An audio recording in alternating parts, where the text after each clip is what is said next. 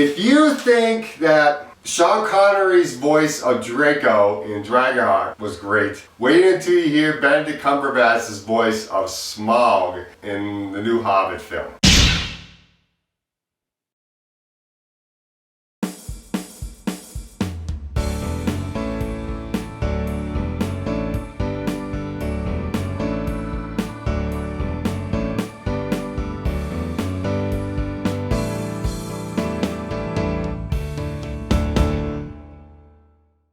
Hobbit The Desolation of Smaug, directed by Peter Jackson, and this movie is awesome. Better than the first one. For those of you who didn't like the first one because you thought the movie was boring, I liked the first one a lot, but this movie is even better than the first one. It gets to the meat of the story really quickly, and there's no points where it drags or where it feels boring at all. So that's awesome. And the plot with this movie is that it picks up pretty quickly where the last movie left off, and we're still on the quest to reclaim the gold from the dragon Smaug and the home that the dwarves lost to the dragon as well in the mountain, and all the dangers that they get into along the way to get to that goal. So we have Gandalf coming back as being played by Ian McClellan, and Martin Freeman is back as Bilbo, our main character. And he takes center stage this time because Gandalf goes away for months of the movie, giving Bilbo a little bit more of the spotlight and more of the chance to be the hero that he is meant to be in this movie, which is awesome. I really like that. And Richard Armitage is even better in this movie than he was in the last movie as Thorin, the leader of the dwarves. More charismatic than he was before, because in the last movie, one of the main criticisms was that he wasn't really charismatic, even though his character's not really that much supposed to be charismatic. This movie adds a little bit more charisma to his personality, which is great. And we got a lot of other great characters in this movie just as well. Radagast comes back, the Brown Wizard, which a lot of people don't like, but I like the guy. But thankfully, he's not really in the movie that much. For those of you who don't like him, he's barely in the movie. He's got like 2 or 3 scenes really, and he doesn't do that much. So Sylvester McCoy is not a big part of this film, for those of you who didn't like his character. And those of you who like the Wood Elves, Legolas is back again. Orlando Bloom, as well as a Wood Elf that is not even in the book, not even in this book.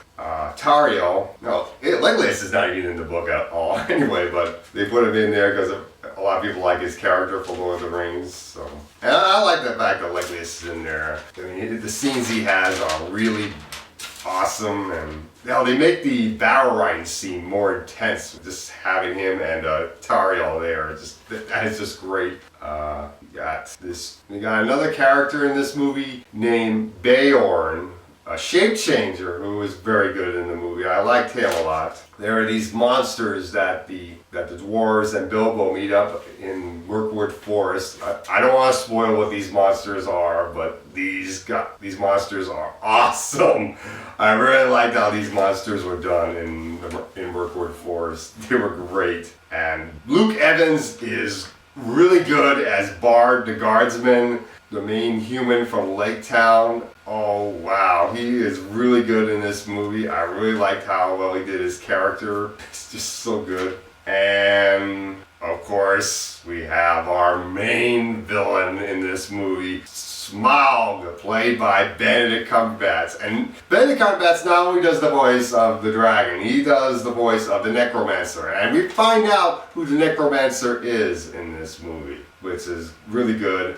I don't want to spoil that, although it's kind of obvious who the necromancer is if you were to actually pay attention to the first movie. And you know from what happens in the 3 Lord of the Rings films, you can figure out who the necromancer is. So I really did like that, and this movie is awesome. I mean, the 3 best scenes in this movie are the scene where they deal with the monsters in Mirkwood Forest, the barrel riding scene, which is even better than I expected it to be. Oh wow! The dwarves were great in that scene, and Legolas and Tario were awesome as well. And we have another character here too. The Elf King, who is called Thandriel. I didn't get the actor's name off IMDb, but he is very good in this movie as well.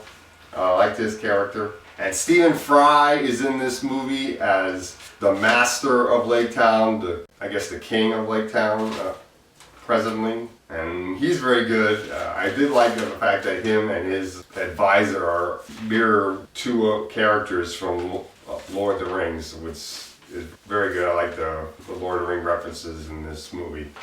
Overall, this movie is really action-packed, very well paced.